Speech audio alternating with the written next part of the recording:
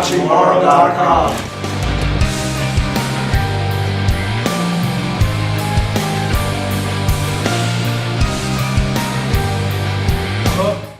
Early in the band's, or an early stage in the band, we decided, Annadelle read about binaural tones, which are, usually in meditation musics, and we thought it'd be very interesting. We've never heard of people incorporating it into rock, so we thought it'd be a very interesting twist in our music to take these things that, heighten the audio experience and put it into our music.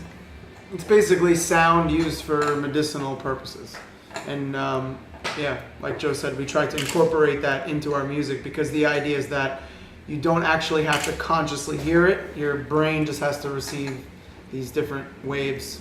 So we put it in our music. And how do you produce these waves? Are they music or are they... They just sound like... frequency. That's what it sounds like. And depending on the frequency is what the effect would be. Listening to your music can lead to happiness, scientifically speaking? Scientifically speaking, yes. There's a possibility for it, sure. Absolutely.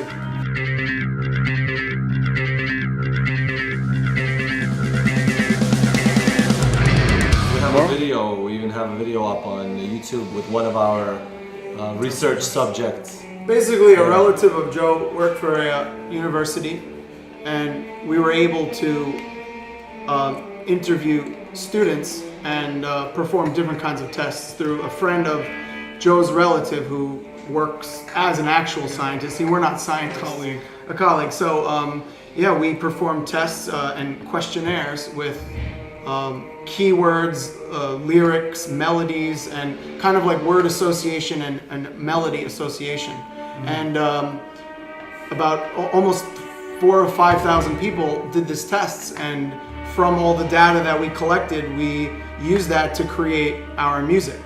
Now, it should be also noted that we don't just write our music to fit this schematic of the data we collected. We write the music the way it feels organically, but we have this data reference to look at when we're deciding between things, because there's so many choices of what to do, and we like lots of different types of things. So that's the way we did research. Yeah, basically we were interested in this whole incorporating binaural tones into rock music, and we were kind of more curious about what results we could find on this before we actually released it to the world. So we helped someone finish their thesis project, and we got to learn something about how people responded to the binaural tones in rock. And it worked because we're rock stars now, right? So I think it worked.